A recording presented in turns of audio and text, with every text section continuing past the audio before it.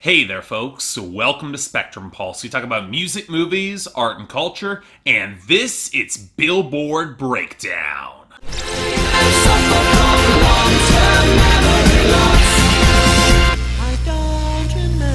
This is one of those weeks where I'm not really sure how to evaluate the Hot 100, where I had a big prediction that actually came true faster than I could have predicted, and the rest of that didn't, because this turned out to be a slightly busier week than I expected, partially triggered by the mass return of Christmas music, most of which I've already talked about in detail a while ago, but you also got some other stuff, so hopefully this will be pretty short. Okay, we'll see. In the meantime, the big story this week is our new #1 song. As predicted, with a remix from Beyonce, Ed Sheeran has returned to #1 with Perfect. And look, I didn't care about Perfect when I reviewed the album this year, and I'm all the more exasperated that Galway Girl never got the same push that this did. But when I look at the sales numbers and the huge airplay growth, supported by a lot more streaming than I would otherwise expect, I'm not remotely surprised this went to #1. And really, I don't see what challenges it in the near future. Yeah, Rockstar by Post Malone featuring 21 Savage is still at #2 with huge streaming and considerable radio and sales of its own, but it was a little more unstable there. It might not have had a chance to regain the top spot. And all this leaves Havana by Camila Cabello and Young Thug in a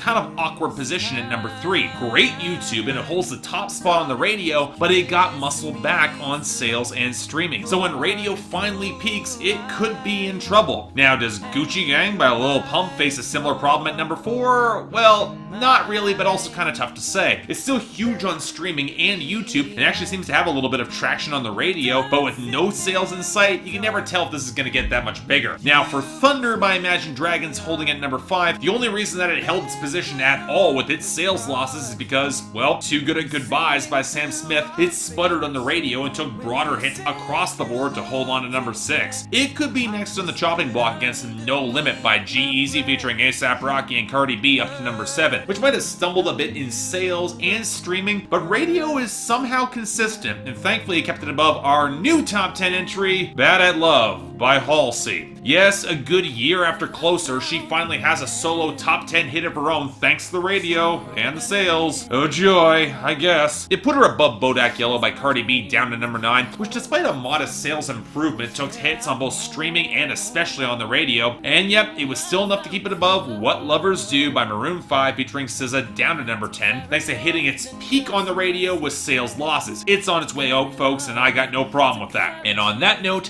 it was a pretty busy week for our losers and dropouts as well, with the latter category featuring some big 2017 hits taking their exit. Rake It Up by Yo Gotti featuring Nicki Minaj, Praying by Kesha, Strip It Down by Liam Payne featuring Quavo, Slow Hands by Niall Horan, Fix a Drink by Chris Jansen, and Do Re Mi by Black Bear, which somehow managed to scrape together enough points to make the year-end list in 2017. And somehow This Town by Niall Horan didn't, which is just goddamn tragic. Now, we will deal with that in a few weeks, but in the meantime, you can probably chalk up most of our losers falling back thanks to the influx of Christmas music and 2017 songs rotating out naturally, like Unforgettable by French Montana featuring Sway Lee down to 34, or Unforgettable by Thomas Rhett down to 69, or What About Us by Pink down to 51. And then you've got the expected drop-off off the debut for Mic Drop by BTS featuring Designer plummeting to 71 as the sales just evaporated, along with the sudden hard cutoff for country radio that you typically see for Garth Brooks on Ask Me How I Know as it fell to 94. But the bigger story here is for Taylor Swift, as both Ready For It went down to 43, and Look What You Made Me Do fell hard to 72. That song is just flopping. And yet,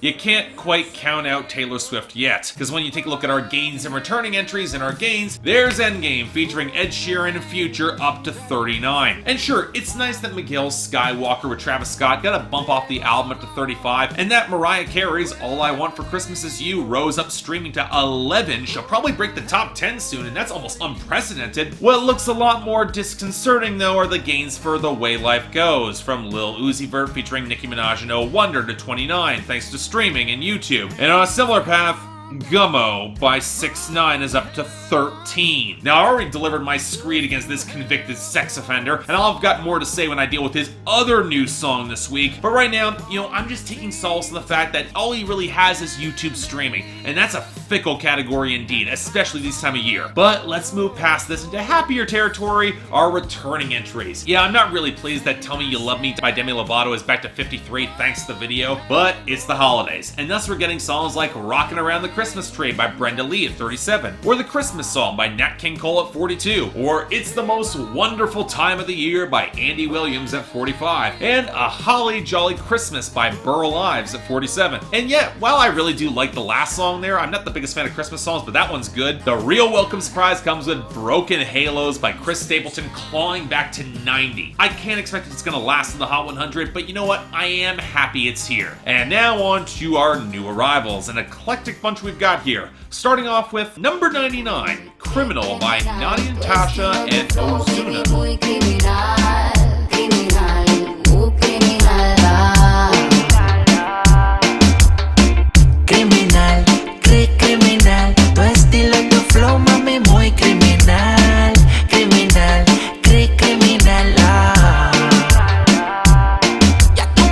These days, it seems like for every interchangeable trap banger we get, we also get a reggaeton crossover that can somehow ring as just as interchangeable. Now, as much as I find Ozuna a really underwhelming performer, he sounds like the Latin version of Lloyd. I will say that Natti Natasha, she's fine enough, mostly courtesy of some slightly thicker multi-tracking and a little more charisma. Although, when you actually translate the song, you get a little bit mildly exasperating that she's confessing feelings even as Ozuna is noticing other similar girls to her that turn him on. But as a whole, when you factor in the overweight, rubbery fizz of the beat against slightly more textured percussion and drowned out guitars, even if the hook is above average for me, I can't really see myself remembering a lot of the song. Sorry. Number 98, 5 More Minutes by Scotty McCreery? Like it ain't nothing. I wish I had me a pause button. Moments like those, Lord knows I'd hit it and give myself 5 more minutes.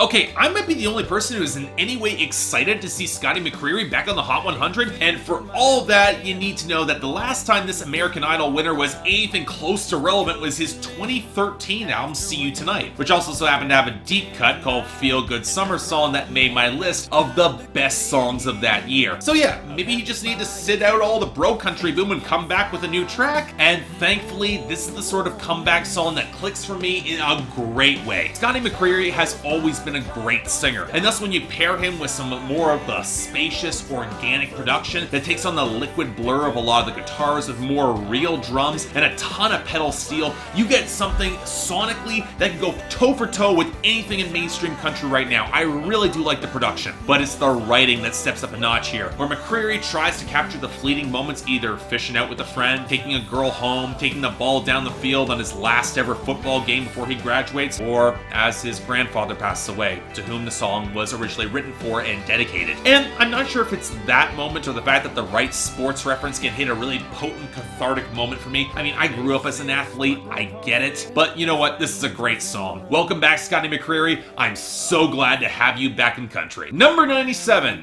Marry Me by Thomas Rhett. Out in the back, I'll do a strong shot of whiskey straight out the flask.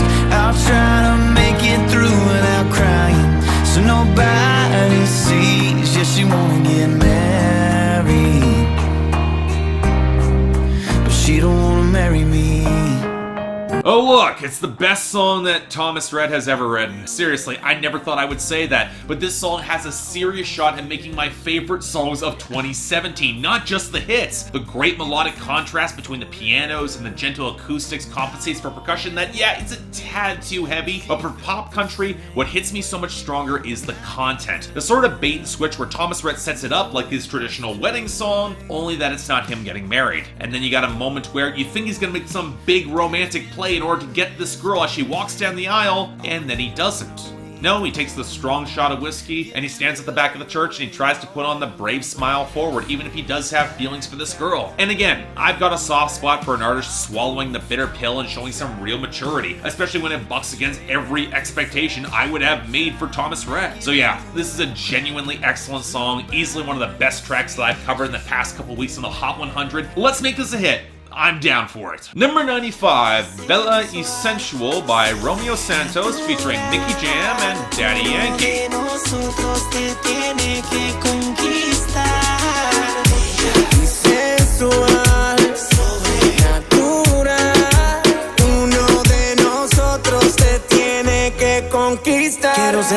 So okay, we're getting 2 reggaeton songs this week, this one bringing in both Nicky Jam and Daddy Yankee for additional traction, and I'm sorry, what's all that different about the instrumentation here beyond swamping out the guitar for added synth elements and some trap-adjacent skitters? Now what does get kind of amusing is the content of the song, where basically all 3 artists set themselves up to try and win over this girl's affection and attraction, actively competing with each other. Not quite the reggaeton version of Float On by the Floaters, but it does get just as funny, especially with how much they will compliment each other and trying to hit on this girl, and how Daddy Yankee makes some of the most out-of-nowhere references to Vladimir Putin of all people. But you know what, at least on that note, it is marginally more interestingly written than your average reggaeton song, so while it is not great, I do find this passable. Check it out. Number 93, Juice by Yo Gotti.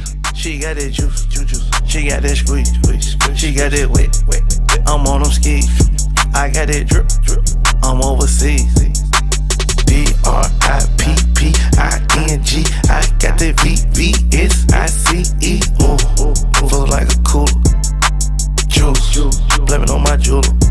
So one thing that continues to perplex me is that Yo Gotti's low-key success has been continuing throughout the past couple of years. Seriously, this guy's been in the game for a good 15 years now, and only in the past 2 or 3 has he been charting some serious hits. But what does tend to go unnoticed is that he's typically with a bigger rapper, usually Nicki Minaj, and thus with Juice, I didn't really have any real expectations this would take off. And after hearing it, I think I'm sticking with that impression. Standard trap hi-hats against a thicker rumble of bass, the melody's all suffocated out beneath all of it, and Yo Gotti's very low-key delivery, mumbling through a hook, and 2 verses that are a little bit more upbeat about flexing. And look, he's a decent enough rapper, but for as short as this song is, and the lack of any sort of distinctive punchline or content outside of rattling off letters that reminded me unsettlingly of Independent by Webby, the song just doesn't leave much of an impression for me. It's not bad, but it's not really all that good either.